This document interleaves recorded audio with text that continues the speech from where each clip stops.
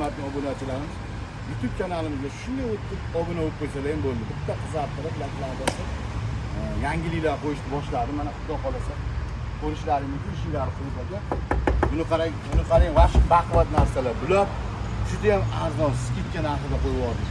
Ko'chada hali oldi sotdi qilmaymiz. Ko'chada bizdan olganlar, bizda ko'chada, Novoy ko'chalarda nimalarda olgan odamlar bor. Ular 1550, 1600 dollar deb turgan bo'lsa, biz 1,5 dollar zavod narxida beramiz. Zavod narxida. Biz birinchi qo'l Portum Bodo magazin mana haqiqiy Bodo biz olib sotmaymiz. Hech qanaqa mana Bodoni narsalari, Bodo kompaniyasi bilan katta shartnomamiz bor. Tez kunlarda juda ham katta yangiliklarni qilishni boshlaymiz. Ko'p narsalar ko'ryapsizlarmi? Bu qizig'i. Yoshlar deysizlarmi? Cho'g'dagi sutlar deysizlarmi? Makaronlar deysizlarmi? Aksiya narxida qo'yib yubordim. Men shuni qilamanki, menda qanday chiqish qilamaydi.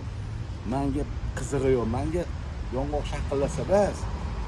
Eng qizig'i chinni xursand bo'lib ketishini xohlayman. Mijozlarimiz xursand, Bodo kompaniyasidan xursand bo'lib ketsin. Mashinalar qo'yilgan, aksiya narxida olib chiqib qo'yganlar. Ko'chada masalan mashinalarni hozirgi paytda 2200 sotib turgan mashinalarni 2050 dollardan, 2100 dollardan qo'yib yubordim. Qani, menga chiqadigan raqobat bormikan? YouTube kanalimga o'tib, shunday obuna bo'lib qo'yasizlar. Meni kuzatib boringlar, yangiliklar qo'ysin. Motorlarga ham aksiya narxi qo'yib, magazinni ko'rsatib qo'ying. Lokatsiyalari ba'zi Dang'aradan kirib kelish, Qo'qon shahar ichidan Go'radildan kirib kelishingizda Bodo kompaniyasi. Meni kuzatib boring. 300 kiloliklarni ko'chada 800 dollar deb turganlarni 750 dollardan qilib beraman. Kelavringlar, 632 lakir narxi.